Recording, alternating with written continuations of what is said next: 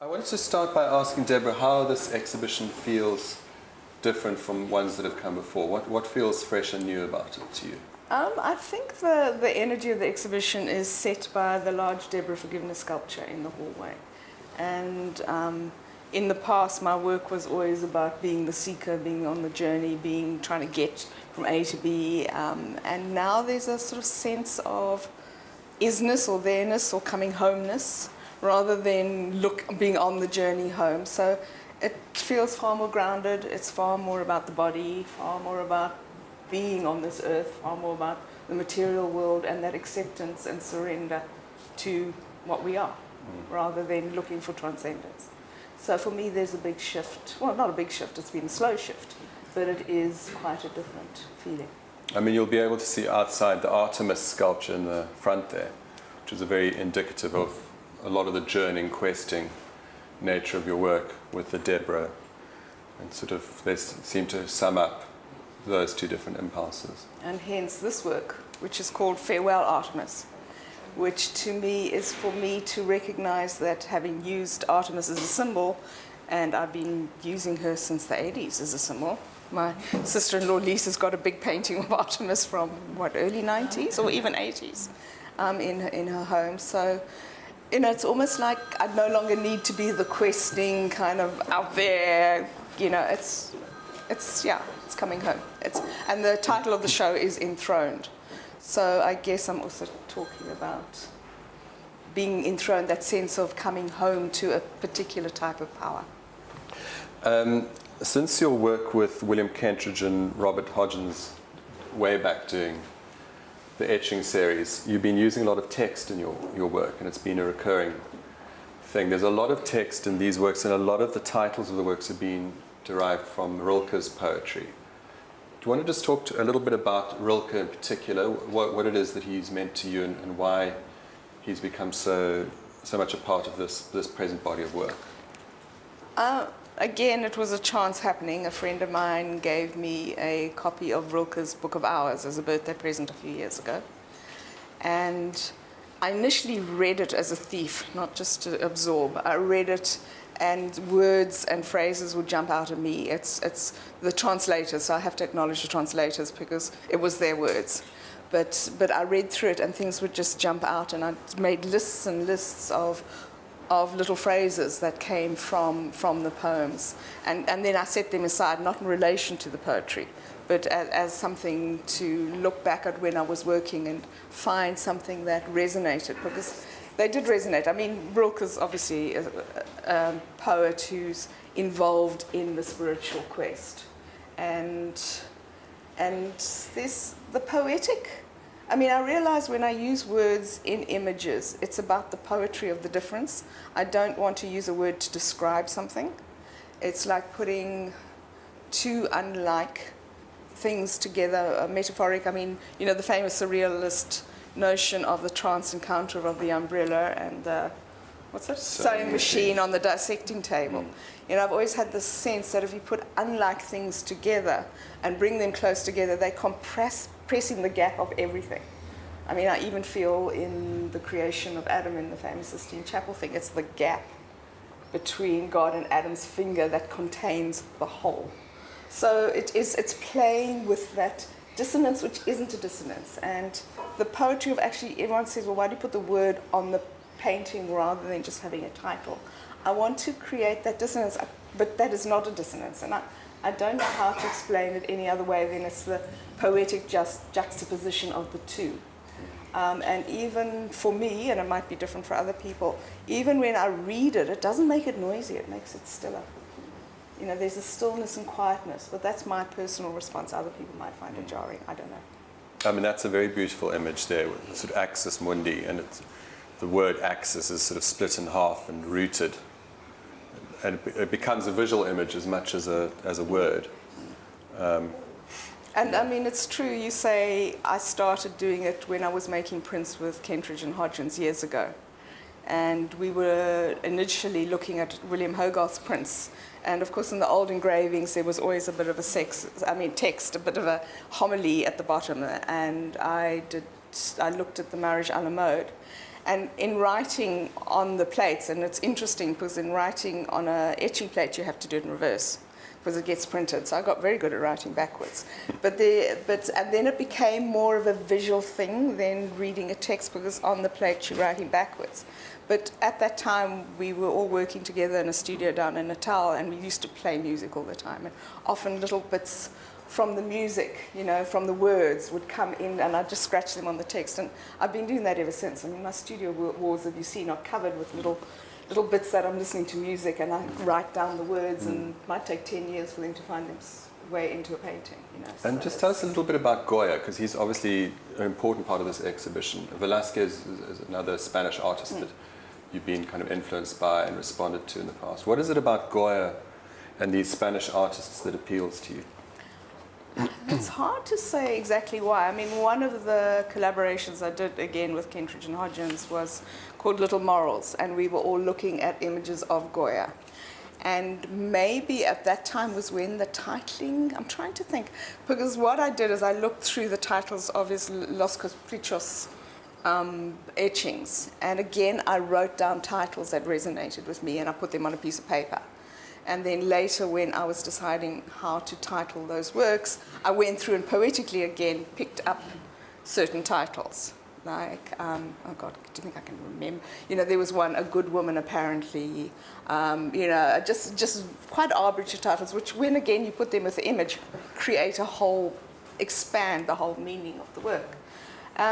So I've been working with Goya, and to come back to do these, I'd been looking at Velázquez for my last exhibition two exhibitions ago when I was re-looking at the Las Meninas. But I'm not, if I have some nice sheets of paper which I have been working on and decide not to continue as a work, you know, I put them in a drawer, and they usually have been painted or they're torn off of other ones, and they've got a sort of patina or a kind of, they become something else, they're no longer paper. And I found these two little grey squares of paper that had been painted and rubbed and whatever, and I thought, what can I do with these? And I just had the idea I would re-look at Goya. So I re-looked at his work. I mean, obviously I changed them, they're not recognizable, but there was something about, especially, you know, when he has those dancing women, you know, even if they're flicking up a doll, or even if they're spirits from the dead hovering in the sky, because I did do another Goya one a couple of years ago, I'm remembering. I just loved the stance of the women. And for me, the women in those, you know, you write about it in the catalogue. Unless you want to ask me a particular question. No. Be better. The women in those, there's something, they're not posing or pretending. They're not aware of being looked at. They're absolutely in their bodies and in their power, and they're not sexual objects. Free from the male gaze. Free from the male gaze, and there's something. Which I think all these women are. I mean, they're very free from being looked at by an oppressive gaze, whether it's a male gaze or any other kind of gaze. I'm quite interested in how your work talks to each other across different mediums, from the mixed media on paper to the sculptures to the graphic works. Someone said that you sculpt like a painter, and you've also said you print like a sculptor, and maybe you paint like a sculptor as well. Do you want to just talk a bit about how you use the techniques from sculpture in graphic work and in painting, and how techniques sort of are carried across from one medium to another? Okay, I'll start off with, I had an intern who made the comment, she had studied sculpture at UCT, and she made a comment, she said, you make sculptures like a painter. And I'd never thought of it before. And she said, you don't do maquettes, you don't do preliminary drawings, you just do something and then respond to it. Which is very much how I do paintings. You know, I can't conceive of a finished object when I start something. It's, to me, that's not, the adventure doesn't exist then. It's like boring. So she made the comment, and it resonated with me. And then I was making prints with a printmaker from the US, Phil, what's Phillips? I can't think of his surname right now. But he then wrote, we published a book last year on the collaboration with him, and then he wrote saying that I made prints like a sculptor. And he, you know, to me, to have those two things, I started thinking, this is interesting. You know, he was talking about how when I'm working on the copper plate, I treat it as a thing and I'm sculpturally involved in it, rather than trying to use it as a basis of just making an image. And then just now I was talking about finding used bits of paper and making them into something. I realized paper for me is not just carrying an image. It needs to become a thing. It needs to become a substance. The large works, particularly the ones upstairs, Be Earth Now and The Large Horse, that paper is Korean rice paper, and when it's wet, it is so fragile. But the more you work on it, it absorbs and it becomes stronger than anything. You can't tear it, you can't cut it. It sort of becomes its own skin. It becomes its own body. So that embodiment into the paper is why I think I say I make paintings. I mean, oil paintings might be different on canvas, more like a sculptor. I need that sense of material in the work. It can't just be an image on. I mean, a lot of your work has this ancient quality. It almost sort of feels like it's really existed for 1,000 years. I mean, if you look at some of these sculptures and the patina and just the texture of them, they look like they could have been made 1,000 years ago and they've been worn with time. If you look at that work there, for example, it's like an ancient parchment that's, do you know what I mean? Sort of almost like a medieval thing that is... And that would have been a found piece of paper from a drawing that had got torn off with a whole lot of that body already in it before I But there's something about your imagery and also your technique that creates this kind of ancient quality. Can you talk a little bit about that? I mean, your images do feel quite timeless, and then the techniques and the objects themselves feel outside of time. I mean... Well, maybe I have to acknowledge my sister here. Because she had a painting. What did you do? It was when you used to paint furniture to make it look old. She had a business in Nairobi, and I went and helped her. There was something about stressing and distressing things to make them look as though they had a patina and they had a history. And when I first started working in clay, I used to drive my children to school along a back route sort of through Yeovil, and there was this house of these guys that were bringing African artifacts down, and then they were distressing it to make it look like real. And I became friendly with them, and they taught me how to make it smell like a real thing, use animal fat and oxides and this and that. And I used to go and visit them, and I was fascinated about giving something a history that actually was quite new, and I was quite happy for them. I would rather that the authentic objects weren't sold. I'd rather someone's making a business of making new things and making them look old. So, I mean, I've had a sort of I guess that's over the last 30 years things that I've picked up. And maybe that's what taught me to enjoy the materiality and the patina and the sense of aging. I can't really say otherwise to that. I mean, the figures are often... They seem to draw a range of cultures and a range of eras, into one image and sort of distill it. And, one gets a sense of these, that they're very ancient, they come from an ancient place. And yet they also feel quite contemporary. I mean, there's, they have strong women who look directly back at the viewer and free figures. But they all feel like objects that have got they're actual things in the world rather than pictures or paintings. Yeah, I think I've always, well, not always, I think recently I realized I don't want to make a picture, I don't want to depict something. I want something to have its own... Yeah. Yes, I don't know how to describe it, but it's sort of... I mean, I talk in the catalogue about how you're making what in a sense are magical objects, that objects that are made with a feeling that the creator is transformed in making them, and that the viewer can potentially be transformed or shifted in some fundamental way by communing with them.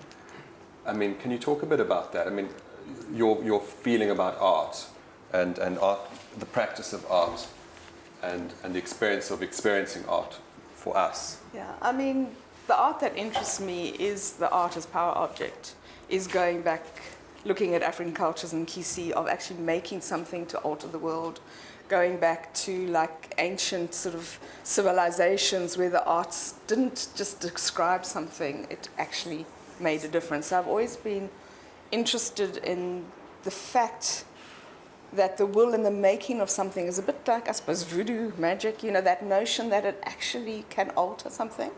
So for me, each work that I make is a kind of alchemical process to alter myself. I would never make a work that horrified me. I would never let it off. And sometimes, I'll start and it'll be something else. It feels like it's a personal transformational process, each work that I make. So whether that scares people, I don't know, but it's there. And to me, it's I always talked about being the seeker. It was always trying to get somewhere, but I no longer feel that, but it's part of the journey of how do I alter, what do I learn from making this work, where do I go? Because, the main thing for me is not to be in control, is to get out of the way, to allow something to come through me, and how that changes me. Can we talk a bit more about the balance between sort of order and chaos and planning and the kind of chance? I mean, if you look at this work, there's the splashing that's going on, and you're often tearing paper, and you use things like acid, and there's quite an anarchic, quite a rough energy that's going on with the sculptures and the way it's treated. But then there's also this very deliberate choice of image and mark and detail, and it seems to be that there's a balance between kind of form and chaos in your work, between the unknown and the known, and the planned and the unplanned. I definitely do work with that sense of going to the unknown, and I think of my work as a dance between will and surrender. But coming back, when you I realize now, as you were saying that I use materials that imitates the energy field of what I'm trying to do. Like if I'm doing water, I will put the paper on the floor, and I will have very liquid paint and splash it so that it actually moves like water. Or, for example, in making the Deborah sculpture, I didn't want to make a picture of rock. I needed to feel like it was to be rock. And in order to do that, I worked with very dry clay from Coral Brick Factory. And I thought, well, how does clay become rock? And then there's that notion of fracturing and eroding. And so it's not just depicting rock, it's like trying to become rock. Similarly, in the way that the paint moves in some of my things, it's how to become water, how to flow, how to become this. So I answered your question. And there's a sense of duality. I mean, your face is often, there's almost always in your faces, there's a side that is in light, and there's a side that is in darkness. There's a sort of a side that's illuminated, and the faces often don't quite fit together. I mean, if you blank out one side of the face, it looks like a completely different face than you know what I mean? So it's that Picasso thing. I mean, did that as well. But what is that about for you? I mean, you've just asked me that question. I'm beginning to think I know, which I didn't yesterday when you asked me the same question. I talked to you that I quite like the fact that the sort of different sides of the face sort of suggest an inner turmoil or shift in emotion. So maybe it is the shadow self, and I don't want the face just to be an outside description. Every face that I do, I need to feel what it is to be in that face. And it is that kind of emotional shift within, so maybe it is the shadow and the other that one works with. I hadn't thought of that until now. So. I mean, often in your work there is a figure looking directly back at the viewer. And you said to me, it might not look like you, but it feels like you. When you make an artwork, is that face that comes out of the artwork, is it the artwork looking back at you, or is it you looking at the viewer from the artwork? Or is it a bit of both? I think it's mainly me looking at the viewer, but it is a bit of both. I mean, yes, actually no, maybe I'm changing my mind now, because I often do a face and then I change it, and people who live in my property say, well, what was wrong with the last face? And I said, it just wasn't the right face. And I can spend weeks just getting a face to suddenly say, here I am. So, so maybe it is the face looking back at me. It has to be the right there's face. this sort of dialogue between you and the object when you're making it, and it sort of seems that you let it be independent from you when it's gazing back at you with a kind of autonomy, and it sort of freed itself up from you. But then you're also saying it's sort of also you looking at the viewer from the artwork. I mean, in particular, the two large ones, Life as a Boat and Life in a River, when I look at the two faces that I feel as me, I feel them still when I look at them. So it's both. It's both happening in a way. And then I've also noticed there's sort of accumulation of a chorus of figures. That's also quite new in your work. I mean, they're the gods outside in the backyard there, which come as a chorus, which are made to be together. I mean, you can't separate those 5 sculptures. They have to be together. Often, you were saying, arranged, walking in a kind of a group, a sort of chorus of figures from an ancient realm. There are quite a lot of these accumulations of figures, and a sort of dialogue between an individual and a chorus, or a community. And do you want to talk a bit about that? I mean, are you aware of dealing with that consciously? No, but I'll try and see if something comes to me. I mean, I did years ago make a series of paintings. I don't know, it was the early 90s maybe. Yeah, it was the early 90s.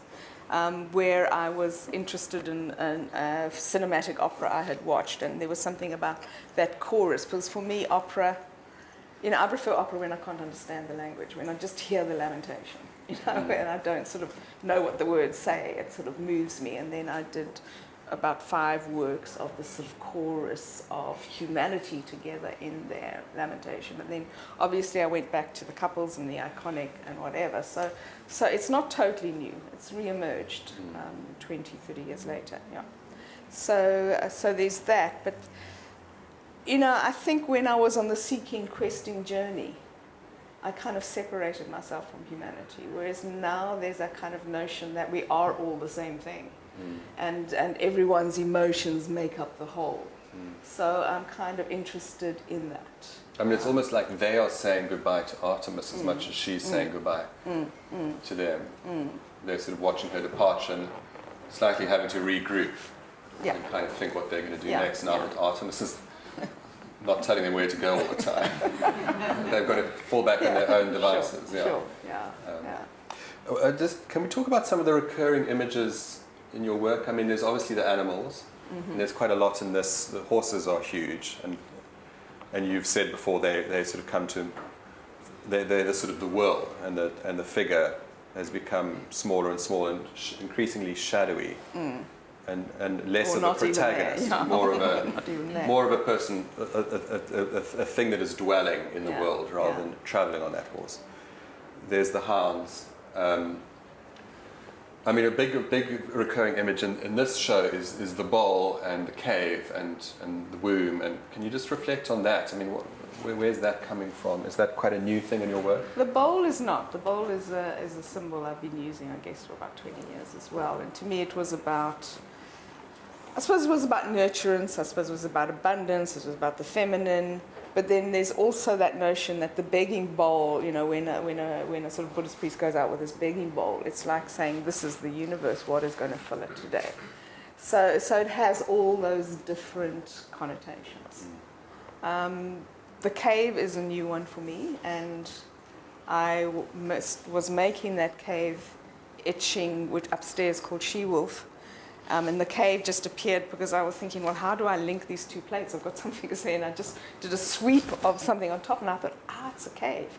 Now, I had done 12, 15 years ago, I'd done, if there is such a thing as a mini Sangoma initiation. It was only a weekend. But a group of us were invited to go up into Sangoma Valley, and we slept in this cave. And so I saw the cave as a sort of source, well, a place of initiation, liminal space. You know, liminal between the inside and the outside, between in the earth and whatever. So once I found the image of the cave through that chance sort of sweep of paint across, because I was working on not on the plate at that point, but on an early printing of it, I then became interested in that initiation liminal space. And I had been rereading A Woman Who Runs with the Wolves at the same time, and it was, you know, a lot of those stories coming through, and I thought, well, okay, my dogs aren't really wolves, but the energies of the wolf. So I call them she-wolves. The image she-wolf. Now I'm lost. What was the question? We were just talking about bowls and caves. And bowls and caves, So it is that sort of feminine inside. And then, fortuitously, with my family, we went to Ethiopia. I was invited to go to Ethiopia. And you want to just talk a bit about that trip? Because, I mean, probably hardly any of you have read the catalogue, because I think it only really arrived yesterday. So could you just talk about the evolution? I mean, the sculptures upstairs, there are these figures that are either disappearing into rock or emerging from rock, and it almost feels like they're preparations for the Deborah who emerges and is rock, is mountain. Can you just talk about the evolution of Sure. of that mountain figure and the woman coming out of the rock? I mean, the idea for the big Deborah figure actually came to me in a meditation about 4 years ago. And I had the sense of this woman either growing out of rock, and her lap was a bowl, and sort of like sweet milk sort of seeped from her breasts, and then the bowl overflowed as a bounty, as a promise. And I knew it had to be about I knew it was about forgiveness, but it took me at least 3 years before I could clear my studio out to make her. So she was there, and the idea was there, and when I'd sort of seen the image, I'd sort of vaguely thought of the, Leonardo's Madonna of the Rocks, and I thought there'd be those kind of rocks, but those did not resonate with me, and I didn't know what kind of rocks to make. And then Bridget and Graham invited me to go to Ethiopia with them, and a number of things happened. Sort of, we get there, and the first thing was people asked me my name, and I said Deborah, but they heard it D-E-B-R-E, and D-E-B-R-E means mountain in Amharic. So they said, your name means mountain. So I thought, well, that's good. I need to resolve how am I going to make this mountain. It makes sense, And then when I spelt my name, they said, oh, Deborah, why do you have an Ethiopian name? Which was like another connection, which was great. And then the most amazing part of the trip for me, and we traveled a fair amount, was when we went up north to Gibraltar. And the rocks, those mountains, were just the rock that I knew it had to be. And at Gibraltar, the ancient caves, I mean, the ancient churches, which have been hollowed into the mountain, and you scramble up cliffs, and you inch along precipices, and then you come into these hollowed out spaces, and you high. I mean, you really high. And you walk in, and they just painted. These paintings, these ancient paintings. And the ancient paintings all dealt with symbols I've been using for years, horse and riders, serpents, lions. So it felt... as I said, I felt like the world was my cloak, and I was dancing with the world. It was like everything that I was doing, I wasn't inspired by it, but it sort of linked to what I was doing, even to the extent that we had lunch in a restaurant when we were traveling, and on the plate there was a little image of 3 figures in a boat, which was identical to an etching I'd made like 5 months before. No, this is astounding. It's like the whole world is your mantle. You aren't separate. You just are everything. So that was very, very important to me. And so I'd already started the Deborah figure, and as I said, I knew how to be a body, but I didn't know how to be about a rock. And then doing the rock after that took months and months. It's much easier to make a body. I know what it feels like to be a body. So that did it, and from that, then the Am I Within the Rock 1 and 2 arose, and that kind of notion of, what are we? Can you talk a bit about this concept of forgiveness, because it's intrinsic to the Deborah work and the sense of self-forgiving. I mean, what are you forgiving? To me, forgiveness is when you realize we are all of it, and that everything that happens is part of the whole. So it's not separation and judgment. Of yourself or of others? Of others, because we're it. And I mean, you're obviously a very spiritual person. I mean, and that's obviously quite a private thing, but I mean, what is the spirit world to you? I mean, do you believe in a God? Do you believe in autonomous beings that we access, or is it what is it for you, the spirit world that seems to be such a strong source? It's so hard to explain. I mean, to me, the best metaphor I can think of is that, imagine that everything is the ocean. And then there's this little ripple going, whee, I'm having this adventure, but it's still the ocean. That's the closest I can get. And it doesn't actually come back as another ripple and still be the same being. It's the whole. So that's the closest I can get to explaining it. And there's a sense with Deborah that she has settled and she's arrived. Where has she arrived for you? I don't know, I'll tell you in a few years' time, when I've arrived too. When you've reached her, yeah. Yeah, so I mean, as I say, I make things as a transformation. It doesn't necessarily mean that I fully realize what they are, but it's, it's the same, talking about the horse, my earlier horse and riders, they were like sword in hand, kind of wanting to get somewhere. Whereas now the horse gets bigger and bigger, that it becomes like the ground of being, and the figure just is. It's already at home. So you have no idea where you're working towards in the future. You just is it very much about being present in the present? Yeah, and often I make things, and only 2 years later I understand what they're about. But there's a strong impulse to make it. Thank you so much.